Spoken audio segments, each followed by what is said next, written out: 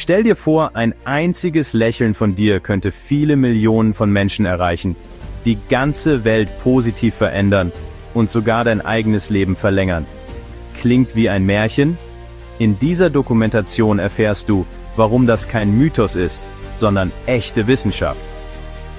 Auf die faszinierende Geschichte der menschlichen Empathie von Konfuzius und Aristoteles bis hin zu Nelson Mandela gehen wir ebenfalls mit zahlreichen Beispielen ein. Also bleib dran, wenn du entdecken willst, wie bereits kleine Gesten eine gewaltige Welle der Veränderung auslösen können und wie du selbst Teil von einer riesigen Bewegung wirst, um die Welt zu verändern. Freundlichkeit ist ein universeller Ausdruck, der Grenzen, Kulturen und Sprachen überwindet. Sie ist ein einfacher, aber tiefgründiger Ausdruck unserer gemeinsamen Menschlichkeit. Eine helfende Hand, die einem Fremden gereicht wird, ein offenes Ohr für jemanden, der es braucht, ein freundliches Wort, das mit echter Wärme gesprochen wird. Diese kleinen Gesten können eine große, transformative Wirkung haben, wie ein Dominoeffekt, der um die Welt geht. Lass uns gemeinsam die tiefgreifenden Auswirkungen von Freundlichkeit und Empathie erforschen und entdecken, wie wir mehr davon in unserem eigenen Leben und in der Welt um uns herum kultivieren können. Denk an die Wärme, die du empfindest, wenn du jemandem helfen kannst, dieses gute Gefühl, das durch dich hindurchfließt. Diese Wärme, diese Menschlichkeit, das ist es, was wir verbreiten wollen.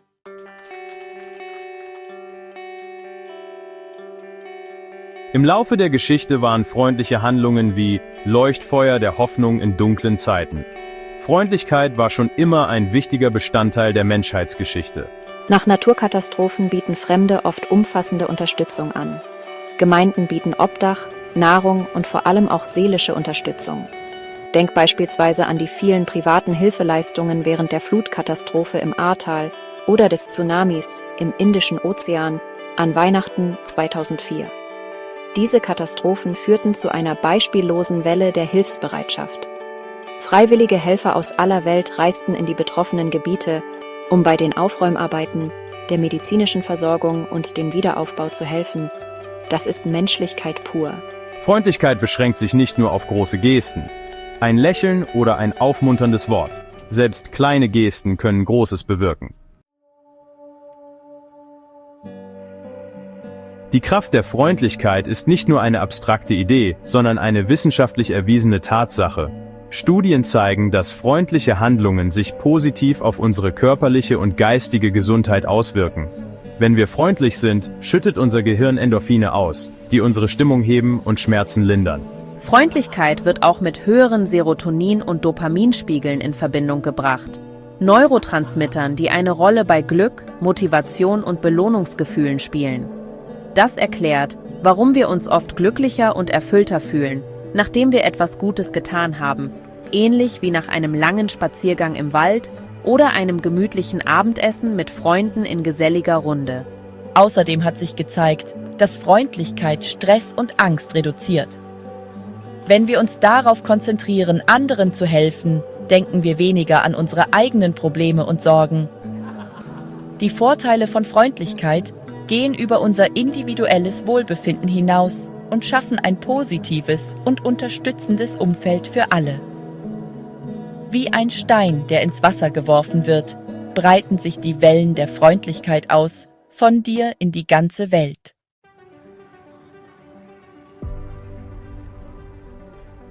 Eines der erstaunlichsten Dinge an Freundlichkeit ist, dass sie unfassbar ansteckend ist. Wenn wir sehen, wie jemand freundlich ist, weckt das auch in uns den Wunsch, freundlich zu sein. Dieser Dominoeffekt, der durch zahlreiche Studien belegt ist, kann eine Kettenreaktion positiver Schwingungen auslösen, die Menschen, Gemeinschaften und sogar die Welt positiv verändert. Stell dir vor, ein Fremder tut etwas Nettes für jemanden, wie all die Menschen, die anderen bei Problemen oder in Not helfen, sei es beim Reparieren eines Fahrrads oder beim Tragen schwerer Taschen. Inspiriert von dieser freundlichen Geste tut die Person, die Hilfe erhalten hat, etwas Nettes für jemand anderen. Vielleicht teilt sie ihren Regenschirm an einem regnerischen Tag. Diese Kette der Freundlichkeit setzt sich fort, Jede Tat inspiriert eine weitere, verbreitet sich wie ein Lauffeuer und schafft eine fürsorglichere Welt. Genau wie wir es auch in so vielen karitativen Vereinigungen rund um den Globus sehen. Viele Gruppen und Gemeinschaften konzentrieren sich darauf, freundlich und fürsorglich zu sein. Denk an all die ehrenamtlichen Projekte überall, von der Nachbarschaftshilfe bis zur Unterstützung von Flüchtlingen. Jede Kultur hat diese tief verwurzelten Praktiken. Indem wir eine Kultur der Freundlichkeit und Empathie in unseren Häusern, Schulen, Arbeitsplätzen und Gemeinden aufbauen, in der sich die Menschen gegenseitig helfen, wie es viele Menschen auf der ganzen Welt bereits tun, erzeugen wir einen Dominoeffekt, der weit über unser unmittelbares Umfeld hinausgeht.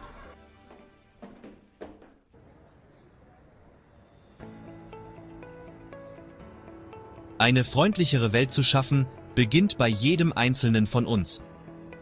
Es beginnt mit der bewussten Entscheidung, Freundlichkeit in unseren Gedanken, Worten und Taten zu wählen. Es bedeutet, sich zu bemühen, andere zu verstehen und uns in ihre Lage zu versetzen, einfach empathisch zu sein, besonders wenn sie anders sind als wir. Es bedeutet, uns selbst und anderen Gnade und Vergebung zu schenken, in dem Wissen, dass wir alle unvollkommene Wesen sind, die Fehler machen können. Es bedeutet auch, für das Richtige einzustehen, Position zu beziehen und sich gegen Ungerechtigkeit auszusprechen und sie zu bekämpfen, auch wenn es unbequem ist. Stellt euch vor, jeder Mensch auf der Welt wäre hilfsbereit, freundlich und würde aktiv gegen Ungerechtigkeiten kämpfen, große wie kleine. Wie viel schneller würden wir als Menschheit positive Fortschritte machen und die enormen Probleme lösen, mit denen wir weltweit konfrontiert sind. Selbst ein Lächeln, ein aufmunterndes Wort kann viel mehr bewirken, als es auf den ersten Blick scheint. Die Schaffung einer freundlicheren Welt erfordert auch grundlegende systemische Veränderungen. Es bedeutet, Maßnahmen und Strukturen zu schaffen, die Gleichheit, Gerechtigkeit und Mitgefühl fördern und nicht systematisch Misstrauen, Neid oder gar Hass schüren. Es bedeutet, in Bildung und Programme zu investieren, die Empathie und Verständnis als natürliche Grundlage vermitteln. Es bedeutet, unsere Politiker für die Schaffung einer gerechteren und gleichberechtigten Gesellschaft zur Verantwortung zu ziehen, damit wir alle zusammenarbeiten und Großes erreichen können. Lasst uns die Generationen sein, die sich bewusst für Positivität und Freundlichkeit entscheidet. Lasst uns mit gutem Beispiel vorangehen, hell wie die Sonne, ein Symbol der Hoffnung für eine Welt voller Freundlichkeit und Liebe, statt Neid und Hass. Wir brauchen dafür keine Religionen, die sich gegenseitig bekämpfen, denn es liegt jedem Menschen von Natur aus im Wesen.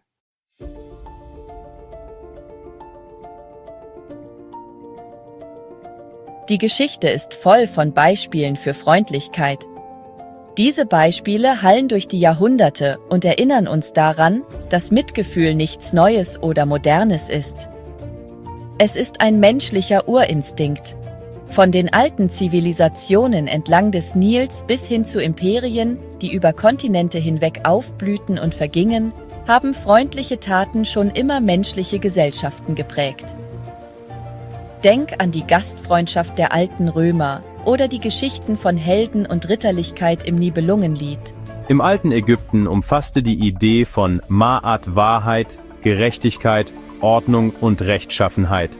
Sie betonte das Leben in Harmonie mit sich selbst, mit anderen und mit der Welt um einen herum. Diese Denkweise beinhaltete auch das Tun guter Taten. Diese wurden als äußerst wichtig angesehen, um Gleichgewicht und Ordnung in der Gesellschaft zu erhalten. Fast alle Religionen bauen auch heute noch auf dieser Idee auf. In ähnlicher Weise wussten Philosophen im antiken Griechenland wie Platon und Aristoteles, wie wichtig Freundlichkeit und Mitgefühl für den Einzelnen und die Gesellschaft als Ganzes waren. Ihre Geschichten erinnern uns daran, dass die Werte, die uns wichtig sind, tiefe Wurzeln in unserer gemeinsamen menschlichen Geschichte haben. Wie Goethe schon sagte, edel sei der Mensch, hilfreich und gut.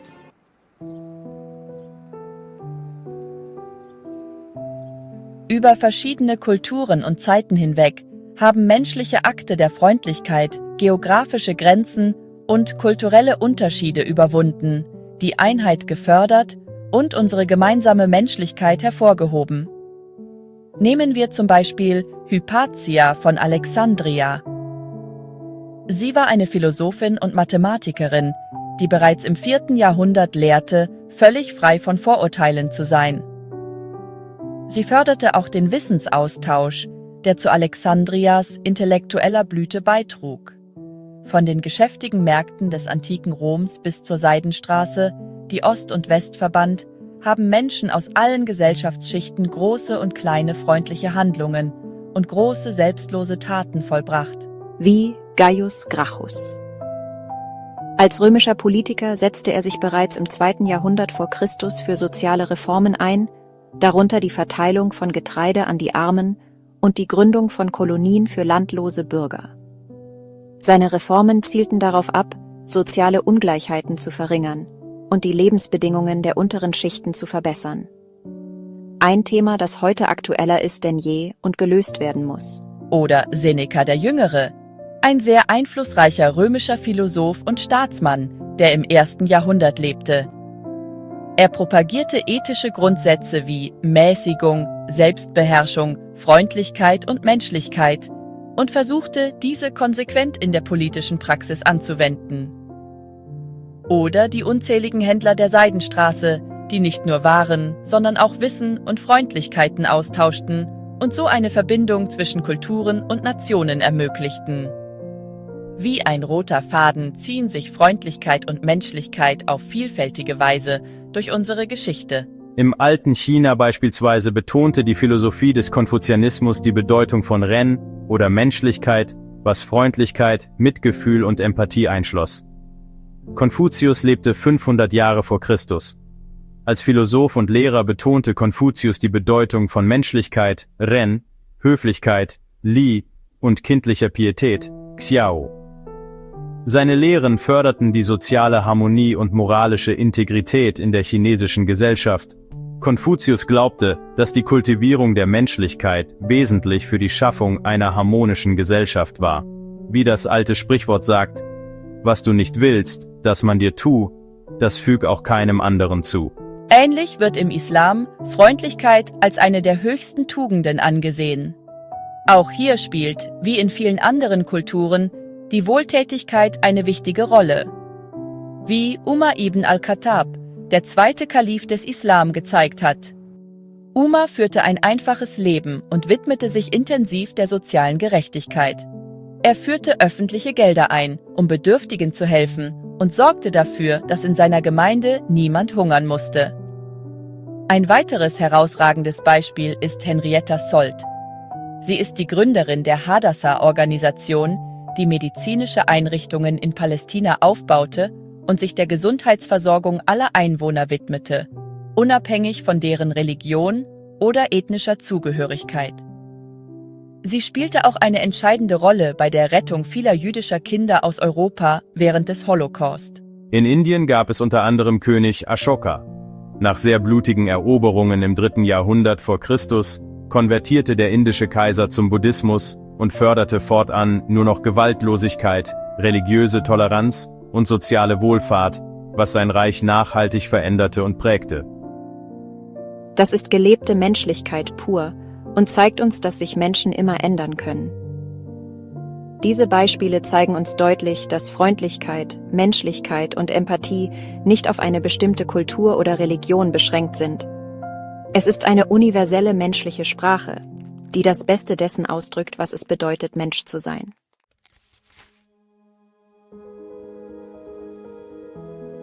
Die Weisheit der Vergangenheit bietet uns wertvolle Einblicke in die transformative Kraft der Freundlichkeit. Denken wir an die alten Texte, die Volksmärchen und die Sprichwörter aus aller Welt. Sie sind voll von Geschichten, die die Bedeutung von Mitgefühl, Empathie und Großzügigkeit hervorheben. Stell dir vor, wie viel wir noch von ihnen und aus der Vergangenheit lernen können. Die Bibel lehrt uns zum Beispiel, unseren Nächsten zu lieben wie uns selbst und andere so zu behandeln, wie wir selbst behandelt werden möchten. Wenn man sich das zu Herzen nimmt, muss man kein Christ sein, sondern einfach nur ein guter Mensch. Es ist wie eine goldene Regel fürs Leben, nicht wahr? In der buddhistischen Tradition ist das Konzept von Metta oder liebender Güte eine grundlegende Praxis zur Entwicklung von Mitgefühl und zur Verringerung von Leid. Wie ein Sprichwort sagt, tue Gutes und Gutes widerfährt dir. Diese alten Lehren erinnern uns daran, dass Freundlichkeit nicht nur eine Frage der Etikette ist, sondern eine tiefgreifende spirituelle Praxis, die unser Leben und die Welt um uns herum verändern kann. Es ist wie ein Stein, der ins Wasser geworfen wird. Die Wellen der Freundlichkeit breiten sich immer weiter aus.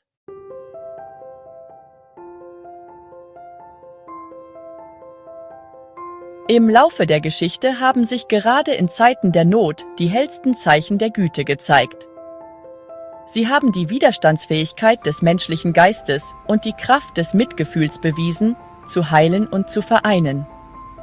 Angesichts von Krieg, Hunger, Naturkatastrophen und sozialen Unruhen haben Menschen und Gemeinschaften immer wieder ihre Fähigkeit zu außergewöhnlicher Güte unter Beweis gestellt. Während des Zweiten Weltkriegs, zum Beispiel inmitten der Schrecken des Holocaust, gibt es Geschichten von Menschen, die ihr eigenes Leben riskierten, um Juden vor der Verfolgung durch die Nazis zu schützen und zu retten. Denken wir an Menschen wie Oskar Schindler und Nicholas Winton, deren Geschichten die Welt und natürlich insbesondere die Menschen und Familien, die sie retten konnten, tief bewegt haben. Oskar Schindler war ein deutscher Industrieller, der während des Zweiten Weltkriegs aktiv das Leben von mehr als 1000 Juden rettete, indem er sie in seinen Fabriken beschäftigte und so ihre Deportation verhinderte. Seine Geschichte wurde eindrucksvoll von Steven Spielberg verfilmt. Ein Film, den man jedem nur wärmstens empfehlen kann. Nicholas Winton war ein britischer Humanist, der am Vorabend des Zweiten Weltkriegs 669 Kinder aus der Tschechoslowakei rettete, indem er ihre Ausreise nach Großbritannien organisierte und sie so vor dem Holocaust und dem sicheren Tod bewahrte. Diese Taten der Tapferkeit und des Mitgefühls zeugen von der unerschütterlichen Kraft menschlicher Güte, selbst in den dunkelsten Zeiten. Dasselbe gilt nach Naturkatastrophen wie Erdbeben, Wirbelstürmen und Tsunamis. Es gibt unzählige Geschichten von Fremden, die zusammenkommen, um den Bedürftigen Hilfe, Trost und Unterstützung anzubieten. Wie nach dem Elbe-Hochwasser 2002 in Deutschland, wo das ganze Land zusammenstand und wieder einmal bewies, dass außergewöhnliche, auch schlimme Ereignisse das Gute im Menschen hervorbringen. Diese Beispiele zeigen, dass Güte kein Luxus ist, den man sich nur in Zeiten von Frieden und Wohlstand gönnt. Sie ist eine wesentliche menschliche Eigenschaft, die angesichts von Widrigkeiten noch wichtiger wird.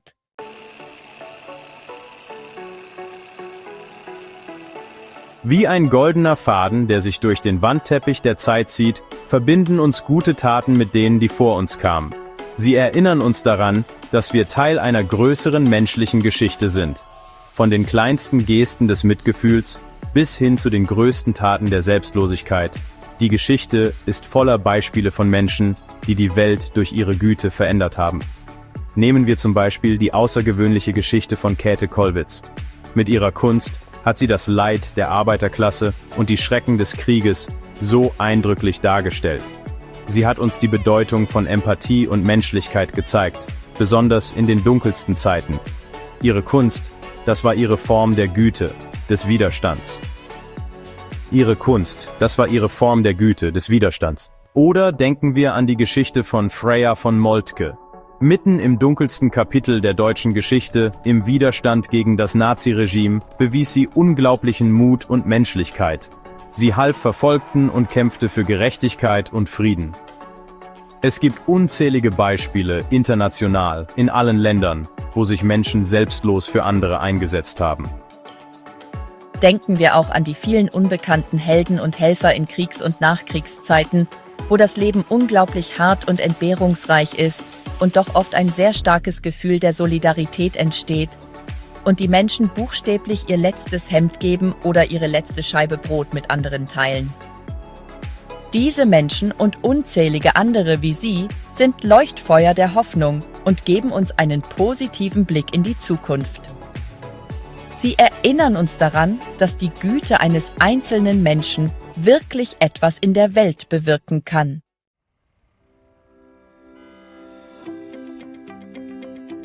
Wenn wir über die Geschichte der freundlichen Handlungen nachdenken, erinnern wir uns daran, dass wir ein reiches Erbe an Empathie und Mitgefühl geerbt haben. Denken wir zum Beispiel an Irena Sendler, die, obwohl sie katholisch war, eng mit jüdischen Organisationen im polnischen Widerstand zusammenarbeitete. Während des Holocaust rettete sie etwa 2500 jüdische Kinder, indem sie heimlich aus dem Warschauer Ghetto schmuggelte und in sicheren Häusern unterbrachte. Oder erinnern wir uns auch an die selbstlose Arbeit von Mutter Teresa und Albert Schweitzer, deren Einfluss noch heute weltweit spürbar ist. Mutter Teresa war eine albanisch-indische Nonne. Sie widmete ihr ganzes Leben den Ärmsten der Armen in Kalkutta. Durch ihren selbstlosen Dienst gründete sie die Missionarinnen der Nächstenliebe und inspirierte Menschen weltweit zu mehr Mitgefühl und Nächstenliebe. Albert Schweitzer war ein elsässischer Arzt und Theologe, der im heutigen Gabun ein Krankenhaus gründete und sein Leben selbstlos der medizinischen Versorgung in Afrika widmete. Die Geschichten derer, die vor uns kamen, inspirieren uns, ihr Werk fortzusetzen, auf ihrem Vermächtnis aufzubauen und eine Welt zu schaffen, in der Freundlichkeit gedeiht, eine Welt, in der wir alle füreinander da sind, wie eine große, liebevolle Wohngemeinschaft. Wir leben in einer Welt, die sich oft zunehmend gespalten und polarisiert anfühlt. Doch inmitten der Herausforderungen, denen wir uns gegenübersehen, bietet die beständige Kraft der Freundlichkeit Hoffnung. Sie ist wie ein wärmendes Feuer in der kalten Jahreszeit, wie ein heißer, wohltuender Glühwein auf einem Weihnachtsmarkt. Lasst uns das Vermächtnis der Freundlichkeit ehren, das uns über die Jahrhunderte weitergegeben wurde, indem wir Mitgefühl in unserem eigenen Leben annehmen. Indem wir uns für Freundlichkeit entscheiden, ehren wir nicht nur die Vergangenheit, sondern gestalten auch die Zukunft. Wir säen die Samen für eine bessere Welt, so wie wir Bäume gegen den Klimawandel pflanzen.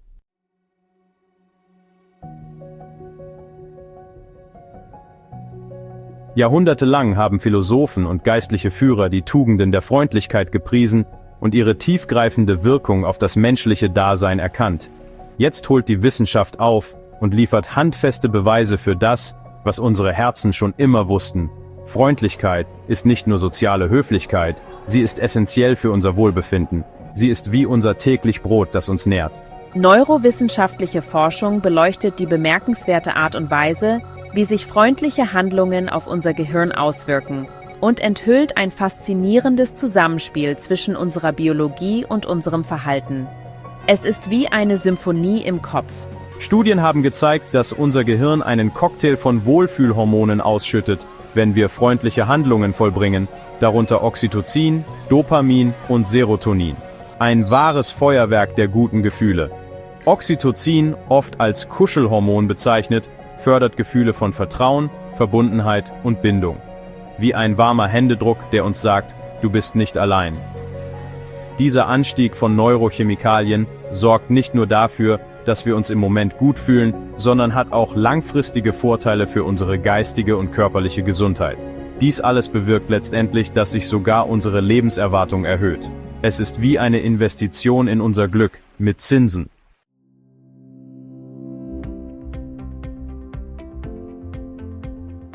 Stell dir vor, du gehst die Straße entlang und siehst jemanden, der mit seinen Einkaufstüten zu kämpfen hat. Du bietest deine Hilfe an. Und wenn diese mit einem dankbaren Lächeln angenommen wird, spürst du ein warmes Gefühl in deiner Brust und im ganzen Körper. Dieses Gefühl, meine Freunde, das ist die Magie des Oxytocins. Oxytocin, oft als Kuschelhormon bezeichnet, wird in unserem Gehirn ausgeschüttet, wenn wir körperliche Nähe erleben, wie zum Beispiel beim Umarmen oder Händeschütteln. Aber nicht nur körperlicher Kontakt setzt diesen kraftvollen Neurotransmitter frei. Auch kleine und große Gesten der Freundlichkeit lassen Oxytocin durch unseren Körper fließen. Denken wir an die Berliner Luftbrücke, ein historisches Beispiel für Solidarität und gegenseitige Hilfe, die sicherlich jede Menge Oxytocin freigesetzt hat. Während Oxytocin unser Gehirn durchflutet, erzeugt es eine Kaskade positiver Effekte. Es reduziert Stress und Angst, senkt den Blutdruck und stärkt sogar unser Immunsystem. Es ist eine Kettenreaktion der guten Gefühle, die sogar unser Leben verlängert.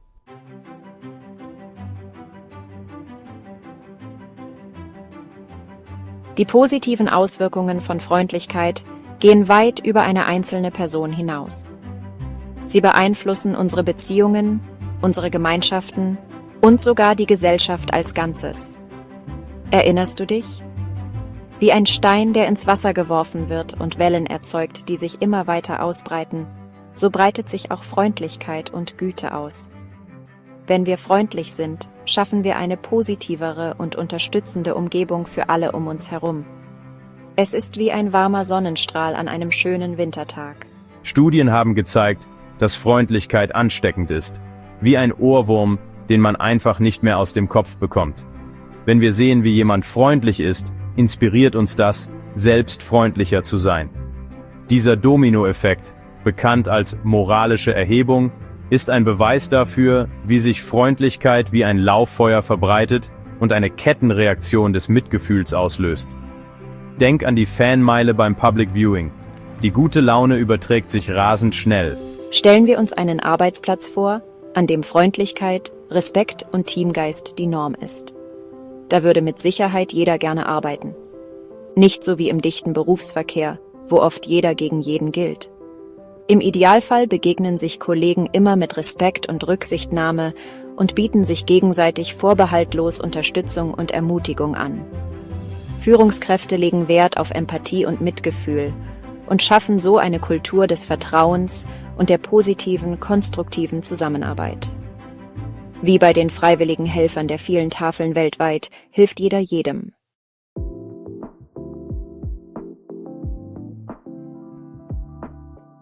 In unserer heutigen schnelllebigen Welt ist Stress für viele von uns zu einem ungebetenen Gast geworden.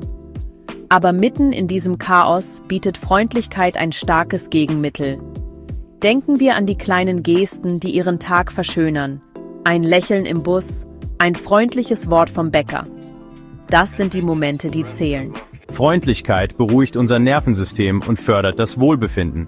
Stell dir vor, du sitzt an einem schönen See, die Sonne strahlt und du teilst dir ein Stück Kuchen oder genießt ein kühles Bier in netter Gesellschaft mit guten Freunden. Dieses tiefe Gefühl der Geborgenheit, das ist die Kraft der Verbindung durch unsere körpereigenen Hormone. Eines der erstaunlichsten Dinge an Freundlichkeit ist ihre Ansteckungsfähigkeit, von kleinen Gesten bis hin zu großen Bewegungen. Wie ein Virus der Positivität kann sich Freundlichkeit schnell von Mensch zu Mensch verbreiten. Oft haben außergewöhnliche Menschen mit ihrer friedlichen und freundlichen Art Millionen inspiriert. Kennst du die wahre Geschichte vom Sankt Nikolaus? Er war ein Bischof im 4. Jahrhundert, der in Myra in der heutigen Türkei lebte. Er wurde bekannt für sein Mitgefühl, seine Großzügigkeit und seinen Einsatz für Bedürftige. Legenden besagen, dass er den Armen half, Waisen unterstützte und verfolgte Christen beschützte. Aus diesen Geschichten entwickelte sich der Brauch, Kindern am 6. Dezember Geschenke zu machen, um an die Güte und Nächstenliebe des heiligen Nikolaus zu erinnern. Mahatma Gandhi hat ebenfalls die Welt verändert. Gandhi führte den gewaltlosen Widerstand gegen die britische Herrschaft in Indien an und seine Freundlichkeit war legendär. Sein berühmter Salzmarsch war ein Akt des zivilen Ungehorsams gegen das britische Salzmonopol und inspirierte Millionen, sich der Unabhängigkeitsbewegung anzuschließen. Auch Nelson Mandela war Teil des gewaltsamen Widerstands gegen das Apartheid-Regime in Südafrika, bevor er sich vollständig wandelte und sich für absolute Gewaltlosigkeit und Freundlichkeit einsetzte. Mandela kämpfte jahrzehntelang gegen die Apartheid und führte das Land nach über 27 Jahren Gefängnis als erster schwarzer Präsident in eine Ära der Versöhnung und Gleichberechtigung. Auf diese Weise haben einzelne Menschen durch ihr freundliches Wesen die Geschichte zum Besseren verändert. Sozialwissenschaftler haben dieses Phänomen in Aktion beobachtet und dokumentiert. Ein Akt der Freundlichkeit kann also eine Kettenreaktion des Mitgefühls auslösen, die sogar Millionen Menschen mitreißt.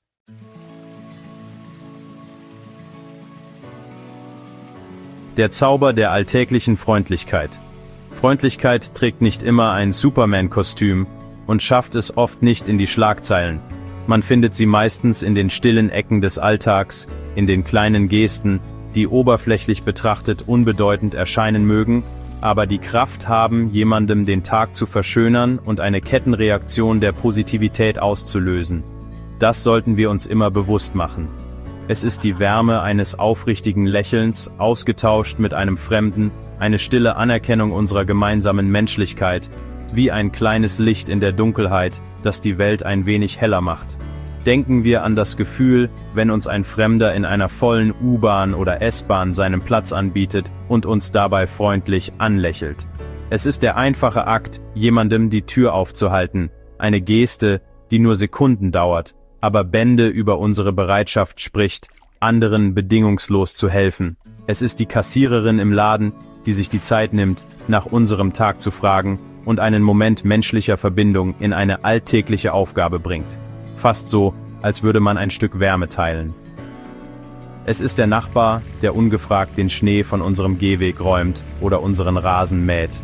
Ein stiller Akt des Dienens, der mehr sagt als Worte. Wie ein unerwartetes Gänseblümchen in einem Blumenkasten. Es ist der Freund, der ohne zu urteilen zuhört und einen sicheren Raum bietet, um unsere Freuden und Sorgen zu teilen. Jemand, der uns das Gefühl gibt, dazu zu gehören, egal wo auf der Welt wir leben, welches Geschlecht wir haben oder welchen Hintergrund. Diese kleinen alltäglichen Freundlichkeiten mögen unbedeutend erscheinen, aber sie sind das Fundament einer mitfühlenderen Welt. Sie erinnern uns daran, dass wir alle miteinander verbunden sind und dass selbst die kleinsten Gesten einen Unterschied machen können. Sie sind wie die Pflastersteine eines historischen Marktplatzes, jeder einzelne klein, aber zusammen ergeben sie etwas Großartiges. Lasst uns die Welt mit kleinen Akten der Freundlichkeit füllen, wie der Fluss, der durch die Stadt fließt.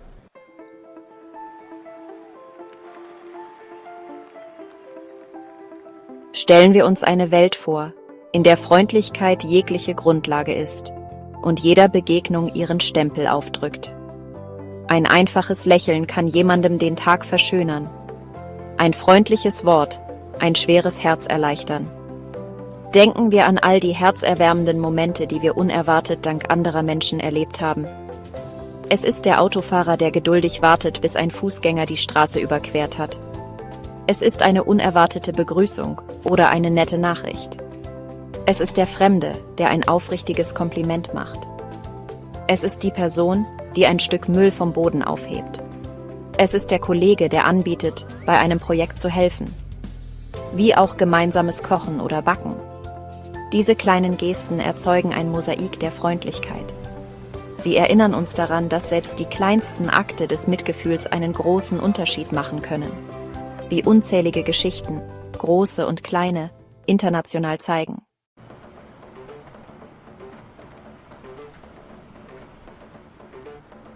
In unserer hypervernetzten Welt, in der Ablenkungen an jeder Ecke lauern, ist eines der größten Geschenke, die wir einem anderen Menschen machen können, das Geschenk unserer Präsenz.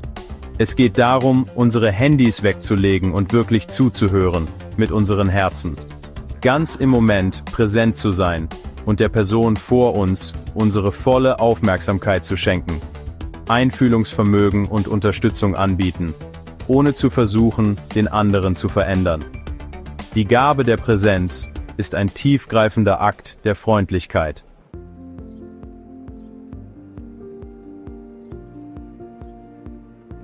Wir müssen die digitale Revolution unbedingt positiv nutzen.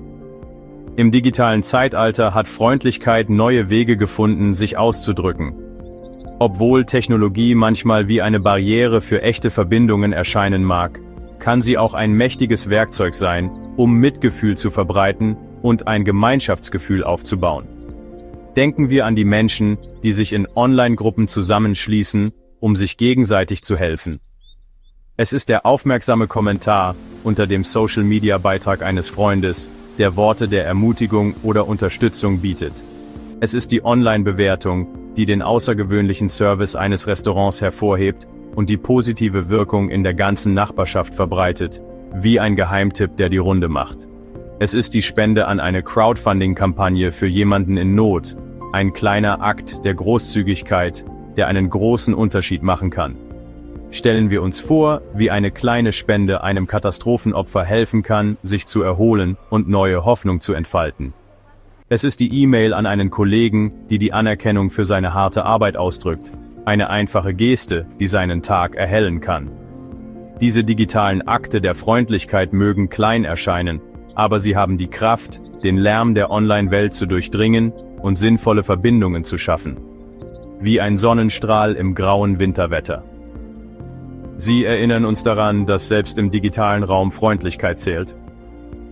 Wusstest du, dass die Flut von Hass im Internet von einer Minderheit und oft systematisch produziert wird? Die Mehrheit der Menschen sind auch online gut. Freundlichkeit am Arbeitsplatz und ein Hauch frischer Luft. Freundlichkeit bei der Arbeit schafft eine positive Atmosphäre, steigert die Produktivität und fördert neue Ideen. Führungskräfte, die offene Kommunikation und Respekt fördern, schaffen ein unterstützendes Arbeitsumfeld. Einfühlungsvermögen und Verständnis sind der Schlüssel für eine hohe kreative Produktivität. Flexible Arbeitszeiten und Benefits verbessern das Wohlbefinden zusätzlich und kommen letztendlich dem Unternehmen zugute. So versüßt Freundlichkeit auch den Arbeitstag.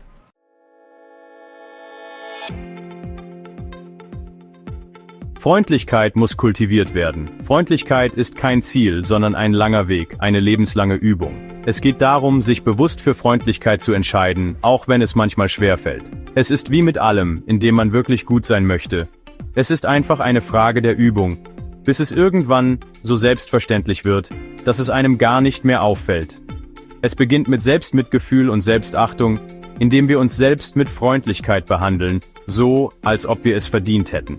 Erinnern wir uns immer an Goethes Worte: Edel sei der Mensch, hilfreich und gut. Das gilt insbesondere für uns selbst. Es geht nicht nur darum, den Nächsten zu lieben. Selbstliebe muss unbedingt zuerst kommen. Denn wie kann man andere Menschen lieben, wenn man sich selbst nicht liebt? Freundlichkeit zu kultivieren ist eine lebenslange Übung. Jeden Tag mit offenem Herzen da sein. Kurz gesagt, lasst uns nett zueinander sein. Stellt euch eine Welt vor, in der Freundlichkeit nicht nur ein Traum ist, sondern ein echter Teil von uns, tief in unserem Inneren, von Anfang an. Das beginnt damit, Empathie und Mitgefühl in den Herzen unserer Kinder zu wecken. Wir säen Samen der Freundlichkeit, die in einer fürsorglicheren Welt erblühen werden. Denkt an die Kinder in Afrika. Denkt an Kinder auf der ganzen Welt. Alle Kinder werden mit diesen guten Samen in sich geboren. Kinder werden nicht mit Vorurteilen geboren. Sie kommen mit offenen Herzen und einer natürlichen Fürsorge für andere auf die Welt. Während sie wachsen und die Welt um sich herum kennenlernen, lernen sie, mit den verschiedenen Arten umzugehen, wie Menschen miteinander in Verbindung treten. Genau wie ein kleiner Baum, der zum Himmel strebt, wächst die Empathie eines Kindes. Als Eltern, Lehrer und Betreuer haben wir eine große Aufgabe. Diesen Samen der Empathie beim Wachsen zu helfen, eine Generation zu erziehen, die wirklich versteht, was Freundlichkeit, Respekt und Mitgefühl bedeuten.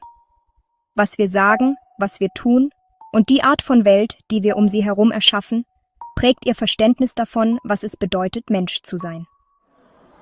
Es ist wie ein Marathon. Jeder Schritt, jede Kleinigkeit, die wir tun, zählt. Freundlichkeit zu lehren bedeutet nicht, einen Haufen Regeln aufzustellen oder perfektes Verhalten zu erwarten. Es geht darum, einen sicheren Raum zu schaffen, in dem Kinder ihre Gefühle erforschen, die Sichtweisen anderer verstehen und ihren eigenen Sinn für richtig und falsch entwickeln können. Es geht darum, ihnen beizubringen, miteinander und nicht nur nebeneinander zu leben und das Gefühl zu überwinden, in einer Großstadt nur ein Gesicht in der Menge zu sein. Vom ersten Atemzug an sind Kinder wie Schwämme. Sie saugen Informationen und Signale aus ihrer Umgebung auf. Jede Begegnung, jede Beobachtung, jede Erfahrung prägt ihr Verständnis von der Welt und ihren Platz darin. Mit jedem Schritt in ihrer Entwicklung erweitert sich ihre Fähigkeit zur Empathie und ermöglicht es ihnen, tiefere Verbindungen zu anderen Menschen aufzubauen. Eine der effektivsten Methoden, Mitgefühl in jungen Herzen zu säen, ist das Erzählen von Geschichten. Geschichten haben die Kraft, uns in andere Welten zu entführen, uns mit verschiedenen Charakteren bekannt zu machen und uns Erfahrungen näher zu bringen, die anders sind als unsere eigenen.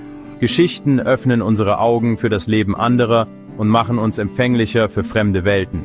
Durch Geschichten lernen Kinder die Bedeutung von Freundlichkeit, Empathie und Mitgefühl auf spielerische und einprägsame Weise.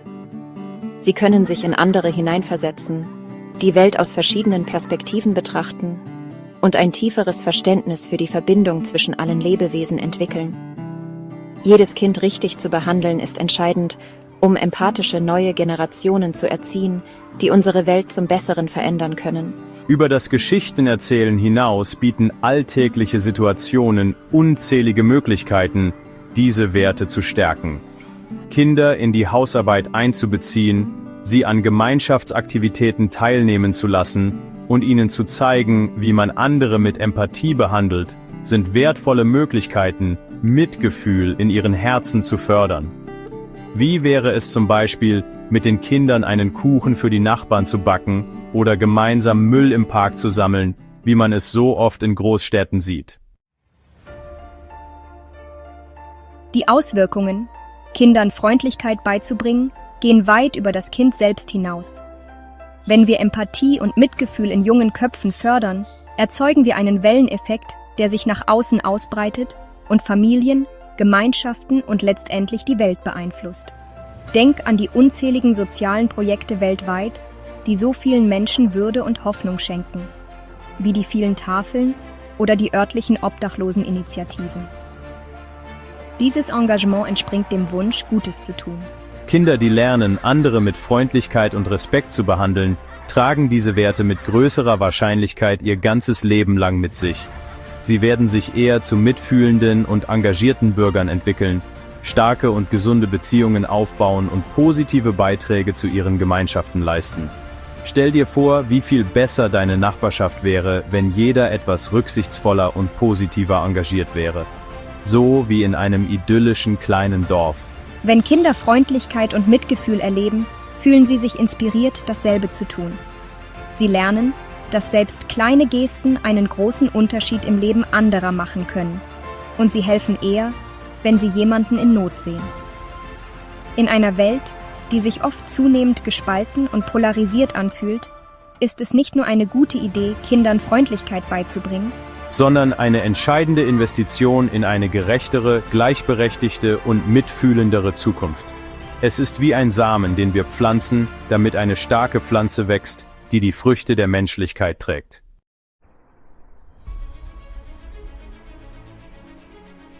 Eltern sollten immer mit gutem Beispiel vorangehen, denn sie sind die ersten und wichtigsten Vorbilder für Kinder. Kinder sind aufmerksame Forscher, die ständig die Erwachsenen in ihrem Leben beobachten und von ihnen lernen, im Guten wie im Schlechten. Sie achten besonders darauf, wie sich ihre Eltern und Bezugspersonen verhalten, da sie zu ihnen aufschauen. Eltern haben also einen großen Einfluss darauf, wie ihre Kinder Freundlichkeit und Mitgefühl verstehen. Wenn Kinder sehen, wie ihre Eltern andere mit Freundlichkeit und Respekt behandeln, vermittelt dies eine starke Botschaft, dass diese Werte wichtig sind. Sie lernen, dass Freundlichkeit nicht nur etwas ist, worüber wir reden, sondern etwas, das wir in unserem täglichen Handeln leben, wie das Sprichwort sagt. Nicht für die Schule, sondern für das Leben lernen wir. Das bedeutet nicht, dass Eltern immer perfekt sein müssen. Im Gegenteil, es ist wichtig für Kinder zu sehen, dass jeder Fehler macht. Und was am meisten zählt ist, wie wir mit diesen Fehlern umgehen. Niemand ist perfekt, nicht wahr? Wenn sich Eltern für ihre Fehler entschuldigen und Vergebung zeigen, lehren sie ihren Kindern wertvolle Lektionen über Gnade und Mitgefühl. Wie heißt es so schön? Aus Fehlern lernt man. Wenn Eltern sich bewusst bemühen, Freundlichkeit in ihren Alltag zu integrieren, geben sie Werte an ihre Kinder weiter, die über ihre Familie hinausgehen und ihr ganzes Leben beeinflussen werden. Sie werden zu Leuchtfeuern des Mitgefühls und inspirieren andere, ihrem Beispiel zu folgen und eine menschlichere Welt für alle zu schaffen, eine Welt, in der die Werte der Menschen in perfekter Harmonie miteinander verbunden sind.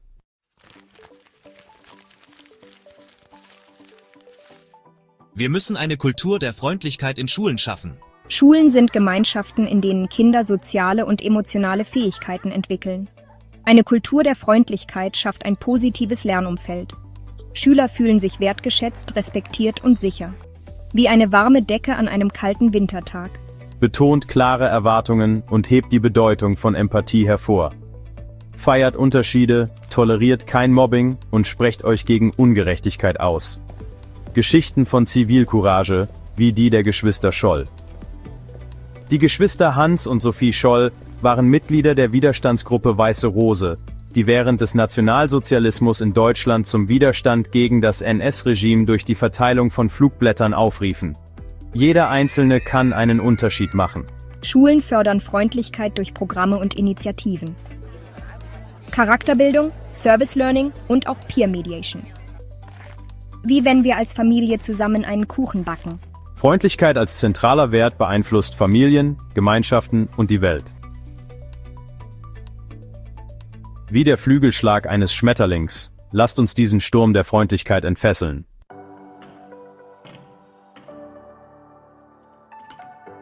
Es geht darum, die nächste Generation aktiv zu befähigen, die Welt zu einem besseren Ort zu machen. Kindern Freundlichkeit beibringen bedeutet nicht, eine Generation passiver Zuschauer zu erschaffen. Es geht darum, sie zu aktiven Akteuren des Wandels zu ermächtigen. Es geht darum, ihnen den Glauben einzupflanzen, dass sie die Macht haben, die Welt zu verändern, egal wie klein sie auch erscheinen mögen.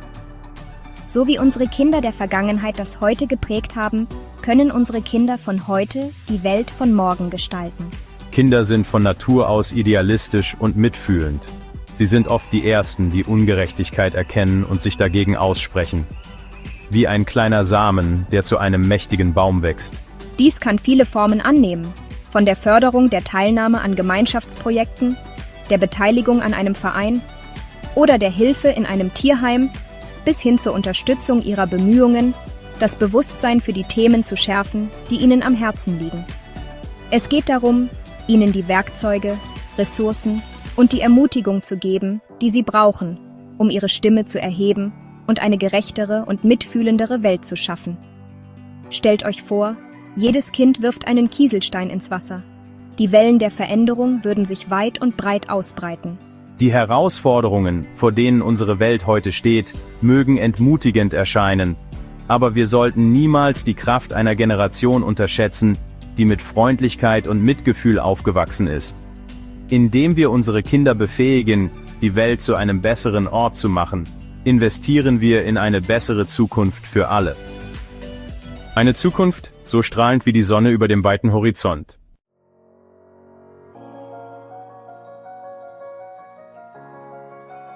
In einer Welt, die vernetzter ist als je zuvor, gewinnen Freundlichkeit und Mitgefühl immer mehr an Bedeutung. Freundliche Taten überwinden kulturelle Unterschiede und erinnern uns daran, dass wir alle Teil der gleichen Menschheitsfamilie sind. Diese kleinen Gesten der Freundlichkeit schaffen Schritt für Schritt eine mitfühlendere Welt.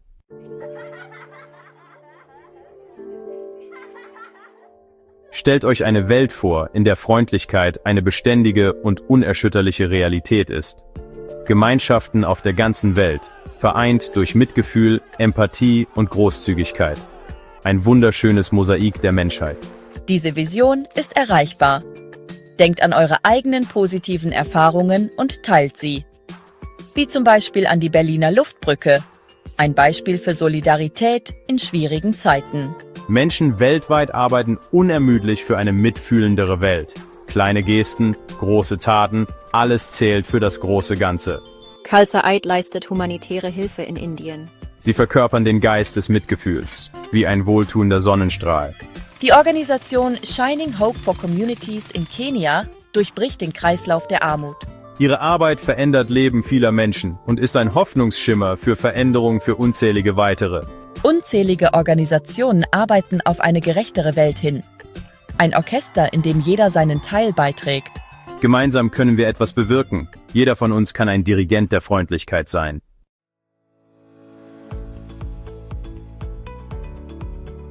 In unserer zunehmend digitalen Welt ist Technologie sowohl Spiegel als auch Megafon geworden, das das Beste und das Schlechteste der Menschheit widerspiegelt. Während soziale Medien sich manchmal wie ein Echoraum der Negativität und Spaltung anfühlen können, können sie auch ein mächtiges Werkzeug sein, um Menschen zu verbinden, freundliche Handlungen zu verstärken und positive Veränderungen zu inspirieren.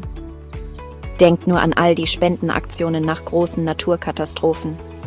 Soziale Medien haben in solchen Situationen wirklich schon viel geholfen. Crowdfunding-Plattformen zum Beispiel haben es den Menschen so einfach wie nie zuvor gemacht, zusammenzukommen, um Bedürftige zu unterstützen. Ob es darum geht, Geld für medizinische Ausgaben, Katastrophenhilfe oder Bildungsinitiativen zu sammeln. Crowdfunding hat die Macht, die kollektive Großzügigkeit zu nutzen und einen spürbaren Unterschied im Leben von Menschen und Gemeinden zu machen. Fast wie eine digitale Kollekte, nur viel effektiver. Social-Media-Plattformen können auch genutzt werden, um das Bewusstsein für wichtige soziale Themen zu schärfen, Freiwillige zu mobilisieren und Menschen mit Organisationen zu vernetzen, die an vorderster Front des Wandels arbeiten. Hashtags wie »Mit Herz dabei«, »Menschen in Not« und »Tue Gutes« sind zu Schlachtrufen für Mitgefühl und Menschlichkeit geworden und inspirieren Millionen von Menschen weltweit, sich online und offline für gute Taten zu engagieren. Stell dir vor, jeder würde aktiv den Hashtag »Tue Gutes« benutzen und ihn nur einmal am Tag in die Tat umsetzen. Was für einen Unterschied das machen würde.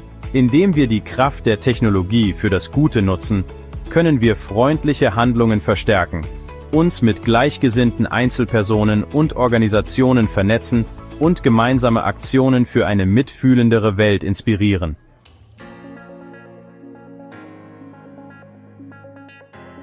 In einer Welt, die oft von Meinungsverschiedenheiten, Kultur- und Glaubensvorstellungen gespalten ist, dienen freundliche Gesten als kraftvolle Erinnerung an unsere gemeinsame Menschlichkeit.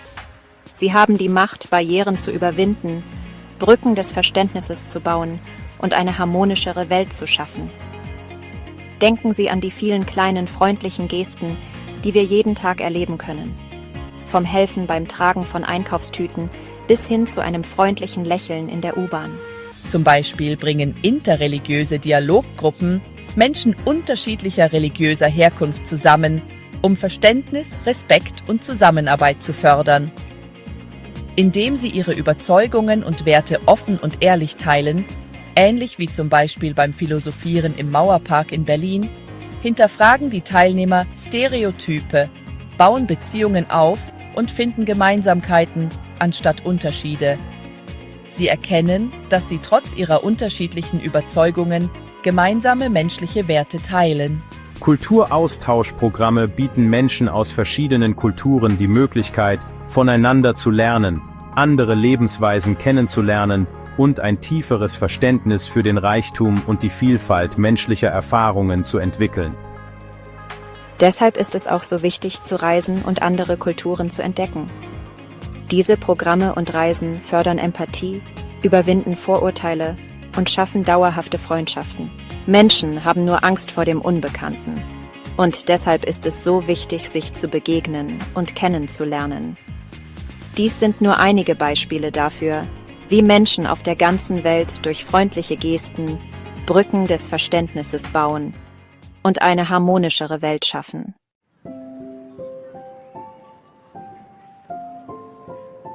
Eine freundlichere Welt braucht große Veränderungen. Investitionen in Bildung, Gesundheit und soziale Programme helfen allen. Bildung hilft den Menschen, einander zu verstehen und füreinander da zu sein. Gesundheitsvorsorge ist wirklich wichtig, damit es allen gut geht. Soziale Programme helfen Menschen, die zusätzliche Unterstützung benötigen. Es geht darum, füreinander da zu sein. Individuelle Akte der Freundlichkeit sind wichtig, keine Frage. Aber oft ist es gemeinsames Handeln, das wirklich etwas bewirkt.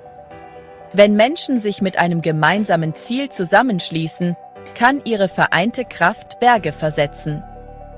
Denk an die vielen tollen gemeinnützigen Organisationen in Deutschland, die sich für die Gemeinschaft engagieren, wie zum Beispiel die zahlreichen freiwilligen Feuerwehren. Da sieht man, was Gemeinschaft leisten kann.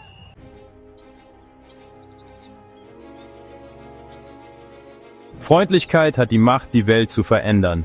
Die Geschichte hat uns das immer wieder gezeigt. Wissenschaftliche Studien belegen es und wir erleben es auch selbst.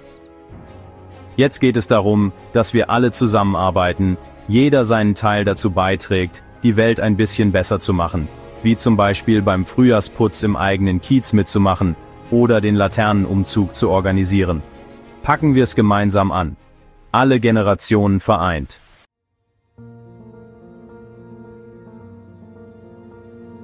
Die Welt, die wir für zukünftige Generationen erschaffen, wird ein Spiegelbild der Entscheidungen sein, die wir heute treffen.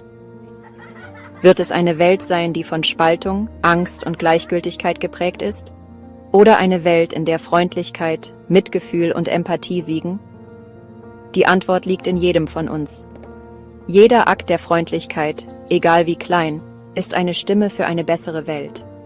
Es ist ein Beweis für unseren Glauben an die inhärente Güte der Menschheit und unser Engagement, eine bessere Zukunft für alle zu gestalten.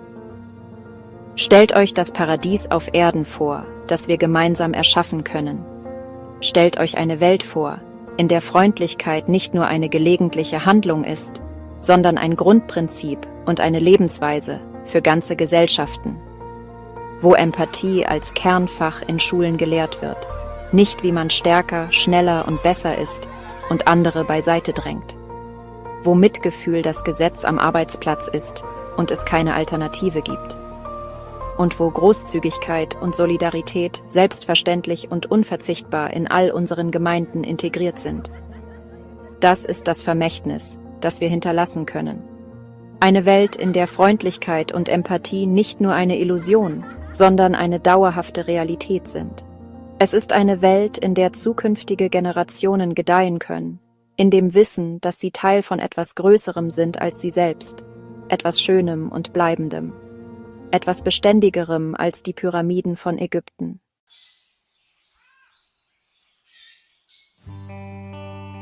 Die Zeit für Freundlichkeit, Herzlichkeit und Empathie ist jetzt. Hass und Ausgrenzung haben keinen Platz mehr in unserer Gesellschaft. Die Welt schreit nach mehr Mitgefühl, mehr Empathie, mehr Verständnis. Es ist Zeit, diesem Ruf zu folgen.